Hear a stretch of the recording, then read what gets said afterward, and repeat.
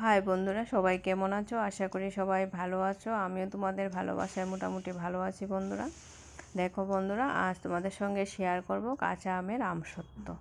প্রথমে আমের খোসাগুলো ভালো করে ছাড়িয়ে তারপর ভালো করে ধুয়ে নিয়েছি, আর 10 মিনিট সময় নিয়ে আমগুলো একটু সিদ্ধ করে নিয়েছি।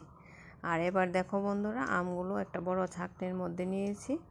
এখন আমগুলো চেলে নেব। আর এই কাজটা গরম থাকতেই করতে হবে, না হলে ঠান্ডা হলে আবার আমগুলো শক্ত হয়ে যাবে। তাই গরম থাকতেই আমগুলো একটা ছাঁকনির সাহায্যে ভালো করে ছেঁকে নিলাম।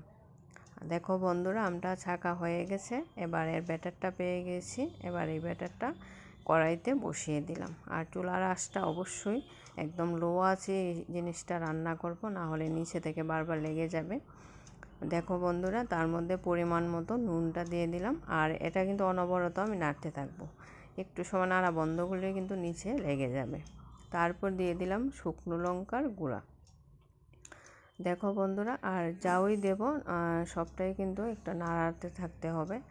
দেখো বন্ধুরা, আমি কিন্তু প্রতিনিয়ত নাড়ছি ব্যাটারটা, যাতে না লেগে থাকে কড়াইয়ের মধ্যে। আর এবার দিয়ে দেব বন্ধুরা পরিমাণ মতো চিনি। আর যে যেখান থেকে দেখছো ভিডিওটা, একটা লাইক দিয়ে কন্টিনিউ করো প্লিজ। আশা করি তোমাদের কাছে আমার আজকের ভিডিওটা খুবই ভালো লাগবে। আর ভিডিওটা সম্পূর্ণ দেখে প্লিজ একটা সুন্দর করে কমেন্ট করে যেও।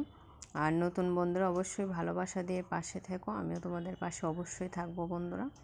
ভালোবাসা দিলে ভালোবাসা অবশ্যই পাওয়া যায়। আর দেখো বন্ধুরা, পরিমাণ মতো চিনি দিয়ে আর 2 মিনিট সময় নেড়ে চেড়ে নিয়েছি। এবার গ্যাসটা অফ করে দেব।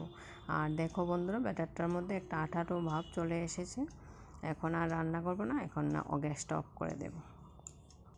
দেখো বন্ধুরা, তোমাদের দেখিয়ে দিচ্ছি, এখন জল জল ভাবটা কিন্তু নেই, একটা আঠালো ভাব পুরো চলে এসেছে। আর এই ব্যাটারটা আমি রোদে দেব শুকানোর জন্য। তার জন্য আগে থেকে একটা থালায় তেল দিয়ে রোদে রেখেছিলাম 1 ঘন্টা সময়। তাতে থালাটা গরম হয়ে গেছে। এবার এই ব্যাটারটা থালার মধ্যে আমি ঢেলে দেব। আর আমি এই ব্যাটারটা পুরো 2 দিন রৌদ্র দিয়ে শুকিয়ে নিয়েছি। তাহলে কি হবে, আমার গত বছরের আমসত্ত্ব কিন্তু এবছরও একদম ফ্রেশ রয়ে গেছে।